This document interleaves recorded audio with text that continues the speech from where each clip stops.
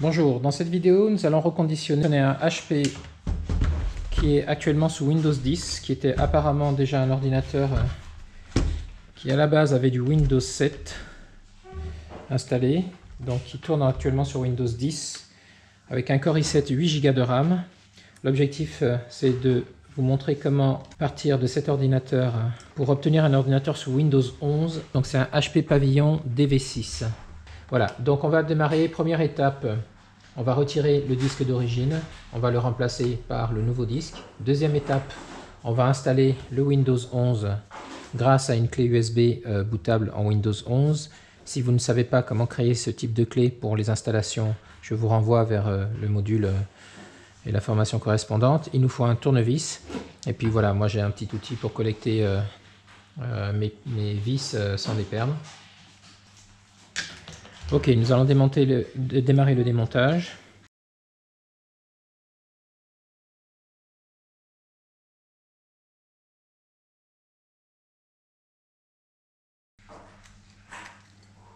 Ok, donc voilà notre disque mécanique, hein. On voit bien le pivot aussi pour tourner.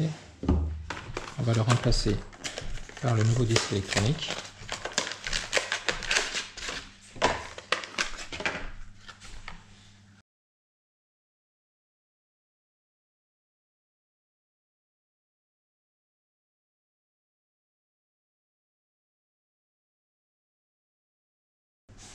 Voilà, fin de la première étape. Le nouveau disque est en place. Nous allons passer à la deuxième étape qui consiste à installer Windows 11. Donc pour ça, nous allons créer une clé USB bootable. Windows 11.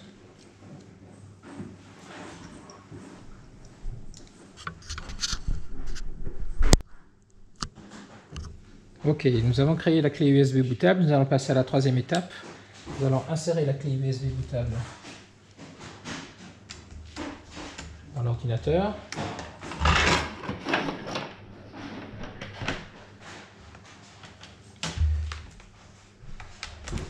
Nous allons brancher l'ordinateur. Donc on va démarrer et on va appuyer tout de suite sur la touche F10. Alors, vous appuyez. Alors, bon, donc là on a le problème de batterie, donc on va appuyer Entrée et touche F10.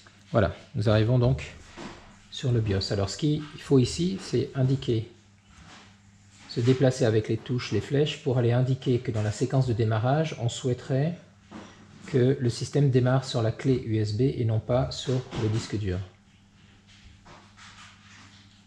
Donc, c'est souvent marqué boot pour boot option ou boot séquence. Donc ici, nous on a boot option, on appuie sur Entrée pour entrer dedans.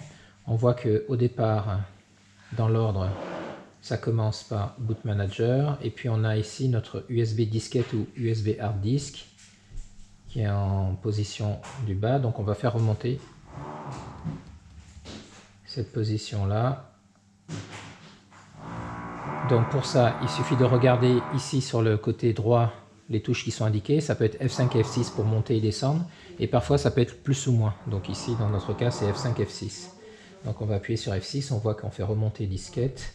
On va faire la même chose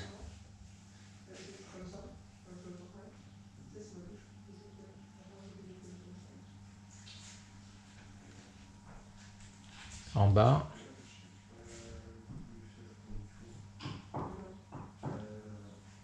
F6. Voilà, maintenant on va enregistrer et sortir en faisant F10. Et on valide par la touche Entrée pour dire qu'on veut conserver ces modifications. Yes. On laisse le système redémarrer.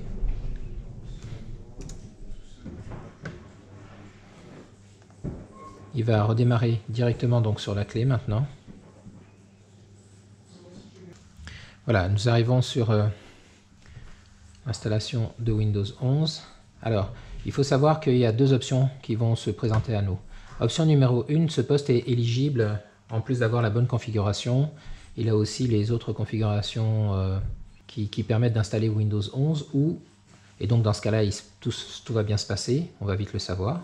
Donc en faisant suivant et installer maintenant. Ou difficulté, ce poste, même s'il a une configuration au niveau du processeur et de la RAM qui est suffisante, il n'a pas suffisamment de capacité pour pouvoir permettre l'installation de Windows 11, auquel cas on va avoir un message d'erreur.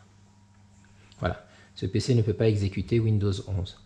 Donc dans ce cas-là, ce qu'on va faire, c'est qu'on va forcer l'installation. Donc on ferme cette fenêtre, on dit oui.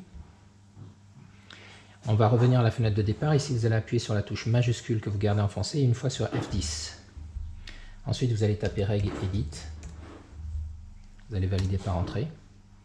Ici, vous allez aller vous mettre sur HK Local Machine et ensuite Système et ensuite Setup. Vous allez cliquer un clic droit sur Setup. Vous allez faire Nouveau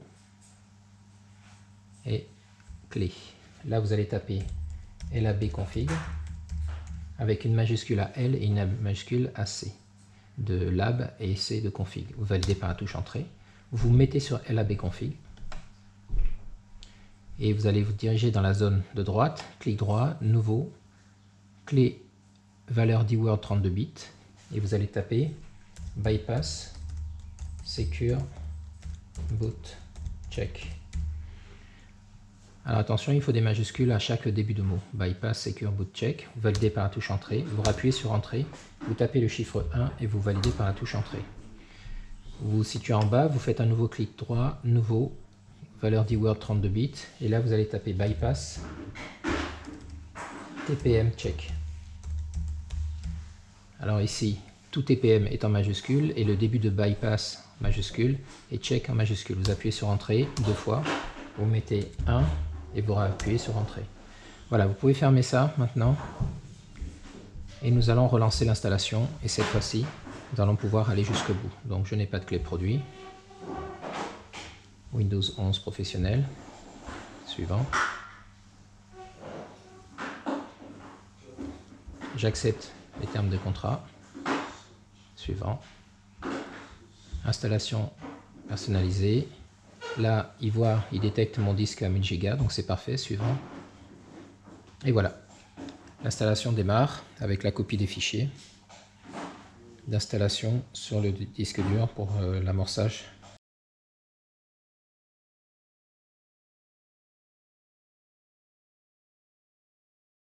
Donc la phase de préinstallation va arriver en cours d'achèvement. Il faut faire attention de retirer sa clé USB avant que l'ordinateur ne redémarre. Comme ça, il ne reboucle pas sur une nouvelle installation. Il va redémarrer directement sur le disque dur.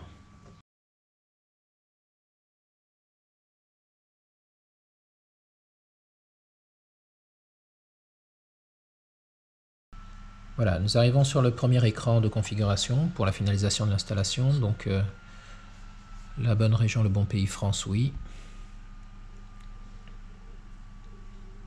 Clavier français, oui. Un nouveau clavier, un deuxième clavier, non. Je vais ignorer. Ici, le système pour Windows 11 a absolument besoin d'une connexion Internet pour l'installation. Donc, on va choisir notre réseau et on va se connecter dessus. Suivant.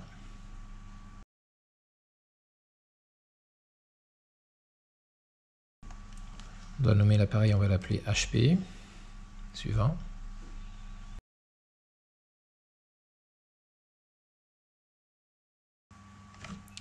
Configuration pour une utilisation personnelle, suivant.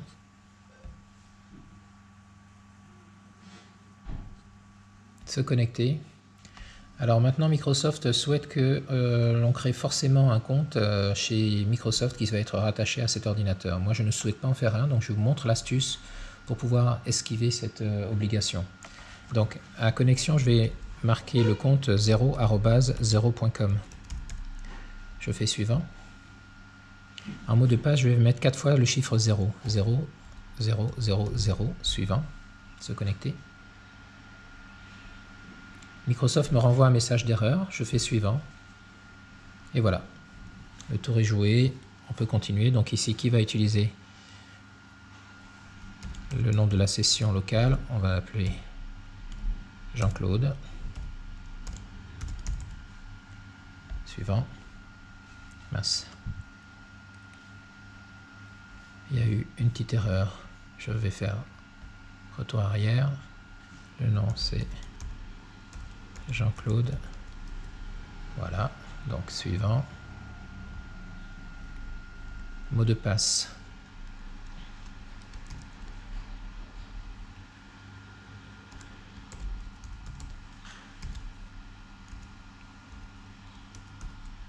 Je mets un mot de passe, suivant.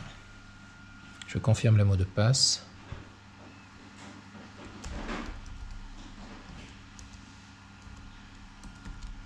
Suivant. Demande question de sécurité.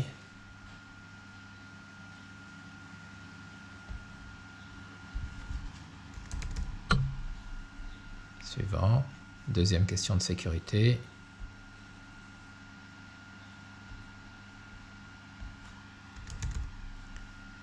Évidemment, vous mettez des informations qui vous permettront de retrouver les réponses au cas où.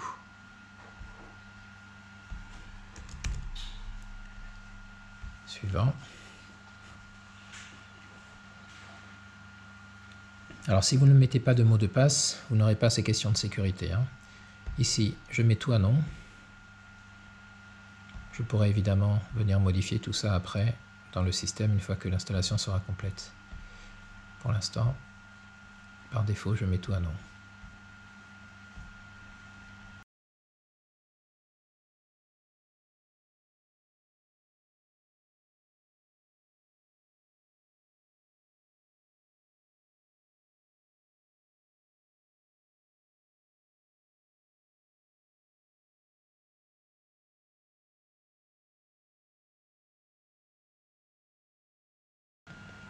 Notre système Windows 11 est parfaitement installé. Il ne reste plus que dans la prochaine étape à voir maintenant pour la mise en service du système, c'est-à-dire réaliser toutes les mises à jour, s'assurer que l'antivirus est effectivement bien configuré,